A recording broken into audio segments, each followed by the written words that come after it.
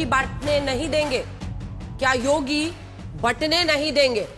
आपको याद होगा योगी आदित्यनाथ का वो बयान कि बटेंगे तो कटेंगे। यहीं से हमने ये नाम रखा है शो का कि योगी बंटने नहीं देंगे, क्योंकि योगी आदित्यनाथ ने, उत्तर प्रदेश के मुख्यमंत्री ने वो राह पकड़ ली है जिसमें वो बार बार उत्तर प्रदेश की जनता को ये समझाने की कोशिश कर रहे हैं कि अगर आप बटिएगा तो फायदा किसी और को होगा। आज हल्ला बोल में ये मुद्दा इसलिए हमने चुना है क्योंकि अब अभी मुक्तेश्वरानंद के बहाने बीजेपी के सनातन संकल्प पर अखिलेश यादव सवाल उठा रहे हैं। तो आज योगी आदित्यनाथ ने लव जिहाद, धर्मांतरण और सनातन को कमजोर करने वाले कालनेमी पर प्रहार किया। सवाल यह है कि अब अखिलेश की सनातनी थाप है तो क्या योगी का हिंदुओं को न बटने देने का एजेंडा साफ है? वैसे सनातन पर योगी बनाम अखिलेश के बीच सवाल उत्तर प्रदेश के मुस्लिम वोटों का भी है। मुसलमानों का मुस्लिम नेतृत्व का एजेंडा आगे बढ़ाकर असदुद्दीन ओवैसी ने बिहार और महाराष्ट्र में मुस्लिम तबके में पैठ बढ़ाई है।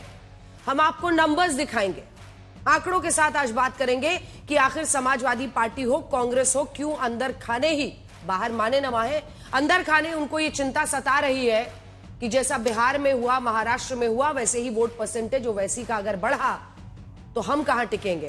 क्या अगले साल उत्तर प्रदेश चुनाव में ओवैसी मुसलमानों के बीच फैक्टर बनेंगे? यूपी चुनाव पर अखिलेश की रणनीति बैठक इसी हफ्ते हुई, जिसके बाद एआईएमआईएम पर समाजवादी पार्टी से अलग अलग सुर उभरे।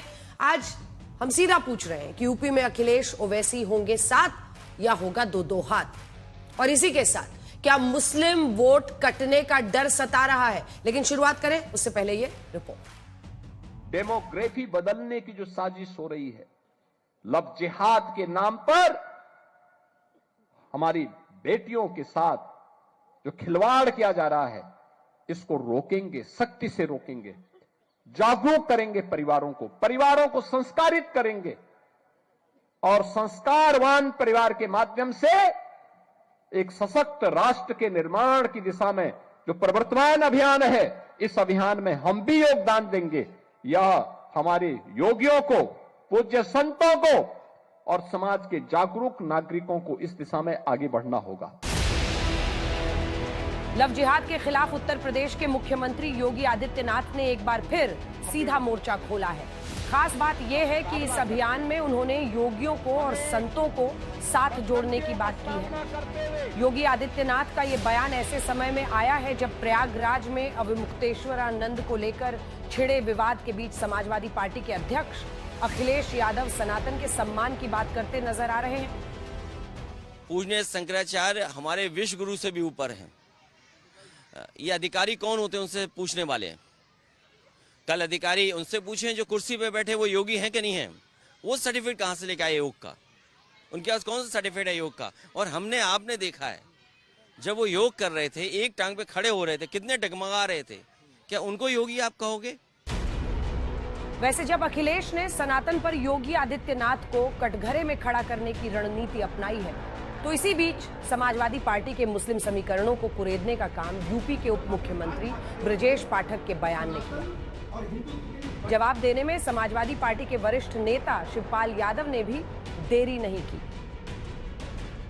केवल दो बात समझ लो, जब कभी जाए सपा वाले मिल जाए, केवल जाति आधारित पार्टियां हैं।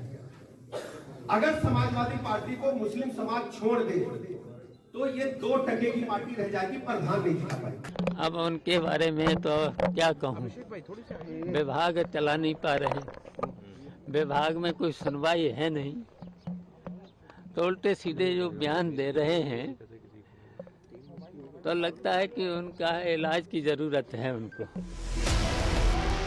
समाजवादी पार्टी के मुस्लिम आधार पर बीजेपी को तो जवाब दे दिया गया, लेकिन असली सवाल यह है कि अगर मुस्लिमों का एक वर्ग बिहार और महाराष्ट्र की तरह उत्तर प्रदेश में भी एआईएमआईएम नेता असदुद्दीन ओवैसी के प्रभाव में आया, तब समाजवादी पार्टी क्या करेगी? मंगलवार को अखिलेश यादव ने अपने सांसदों के साथ 2027 के यूपी चुनाव पर बैठक की थी। यूपी में एआईएमआईएम से हाथ मिलाने की नीति अपनाई जाए या मुकाबला किया जाए, इस पर समाजवादी पार्टी ने अभी अपने पत्ते नहीं खोले।